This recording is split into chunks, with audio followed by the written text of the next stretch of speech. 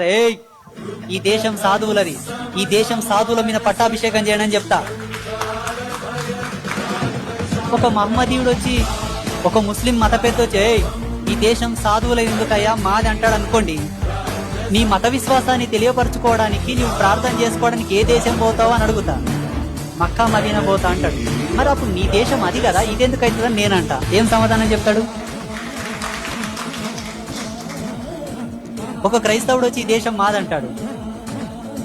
క్రైస్తవుడవు అనడానికి కారణం ఏమిటి? క్రిస్టియానిటీ. ద క్రిస్టియానిటీ హీరో ఎవరు? Jesus Christ. జీసస్ క్రీస్ట్ యొక్క సమాధి చూడాలంటే ఏడుకోవాలి. నీ ప్రార్థనను, నీ మత విశ్వాసాన్ని క్రెడిట్ అని డెబిట్ చేసుకోవడానికి ఏడుకోవాలి. అప్పుడు నీ దేశం అది కానీ ఇది ఎట్లయితుంది? Simple logic.